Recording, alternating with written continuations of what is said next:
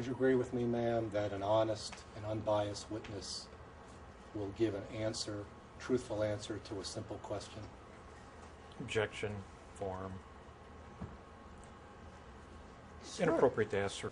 Do you agree, ma'am, that a company should never mislead workers about the safety of its products?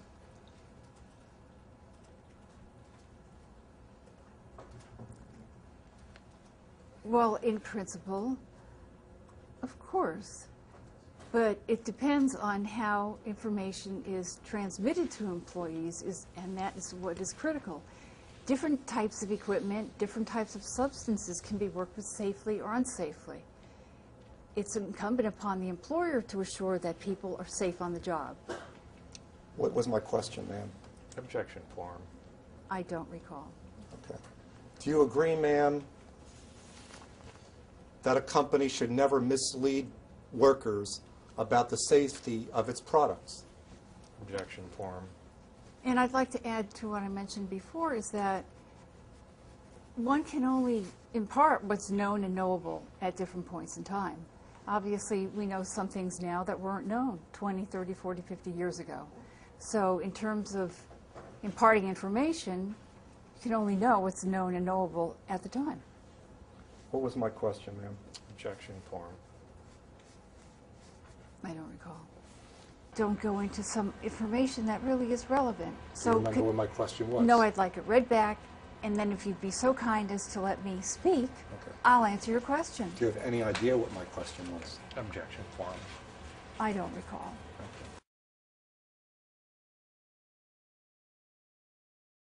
100 hours per month. Okay. So now that we've done the math, we're somewhere between $800,000 and $1 million that General Electric has paid you to be a corporate representative or an expert witness, correct? Yes, I'd say about that.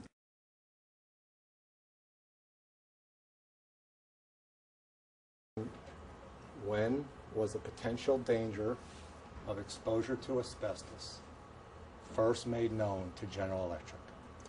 So I'd say from the early 1930s, GE health and safety professionals would have been aware of a condition called asbestosis from high concentration.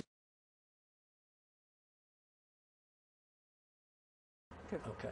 And one of the things that Alice Hamilton suggested to General Electric was that a survey be done of their plants that were using asbestos in order to fight lawsuits that may be brought against General Electric by their employees. True?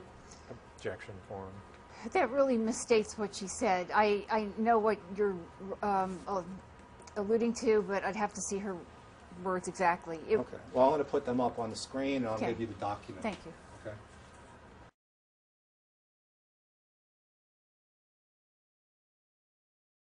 Yes. Now you have asbestos dust in Bridgeport and in York. I think you told me that the York plant was destined to be closed in the near future. Still, that would not prevent the bringing of suits.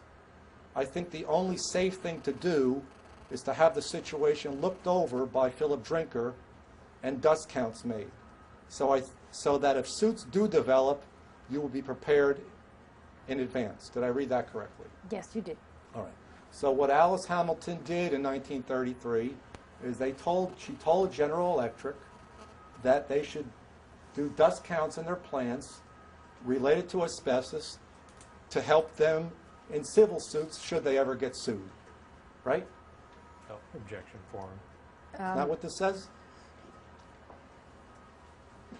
Right, that if suits do develop, they would be prepared in advance. Okay. That's what she says. And in fact,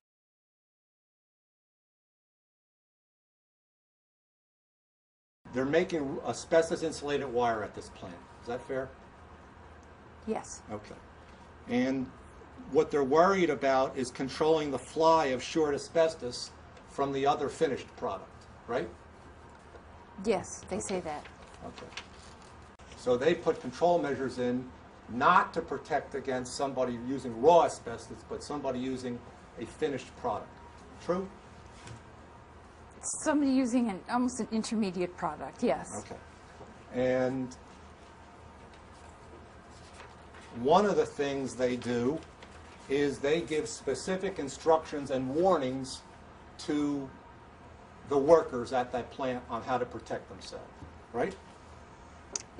If you could show me that, Well, you're aware, ma'am, that they actually distributed booklets about the dangers and had people sign for them?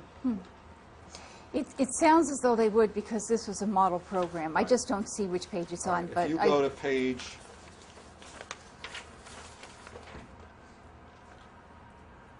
5 Okay. at the bottom. I put it up on the screen. Thank you.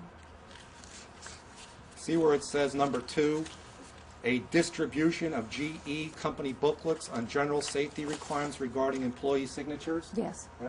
So not only were the employees warned, they had to sign to show they were warned, right? Yep. Okay.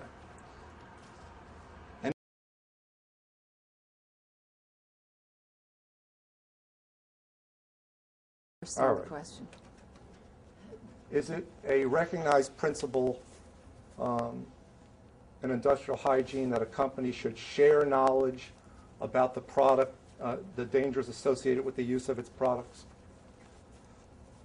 Well, if you're talking about the product itself, the product that a company makes, yes, I would assume that they would be able to share information on that product that they make. Did it happen? Did General Electric ever distribute a booklet to employees at Chevron who were going to work around the turbines made by General Electric? That's my question. Objection form. No, but I don't know why they would have. Okay.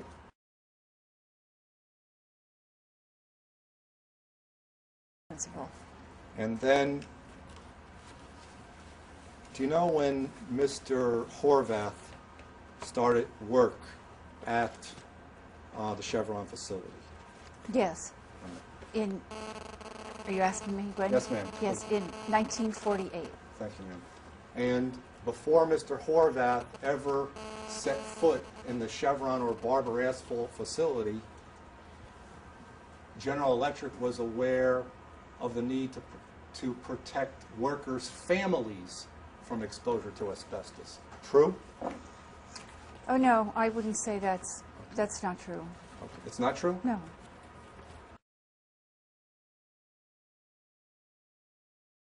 See the next page? Yes. It said they had lockers for street clothing. One for work clothing. You see that? Yes, I do.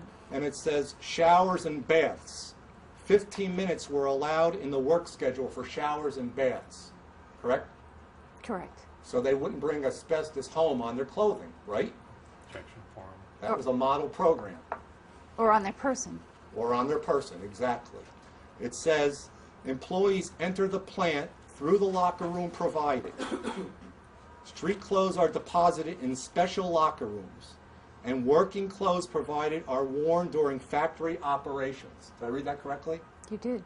The reverse cycle is carried out at the close of the workday, correct?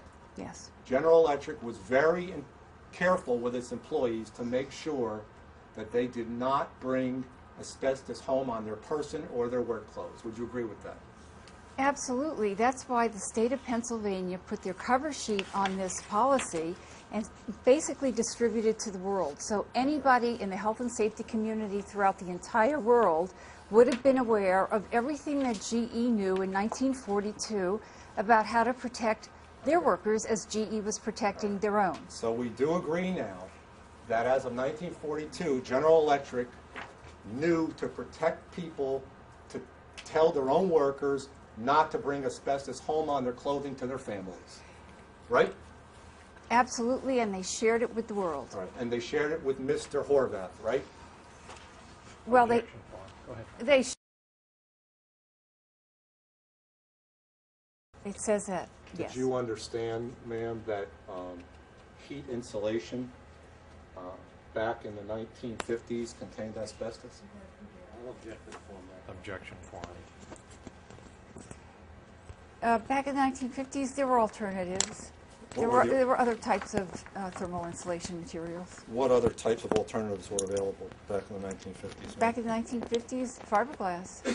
The Navy had approved fiberglass for thermal insulation in the 50s. For turbines, ma'am? Yes, sir. Okay. That's my understanding.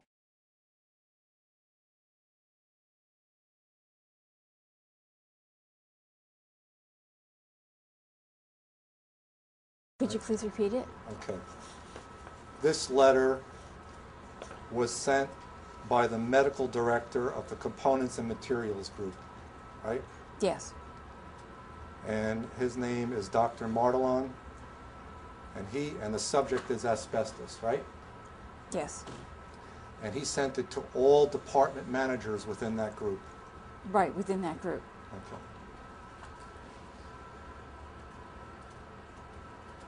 And it's entitled Environmental Newsletter, right? Right. And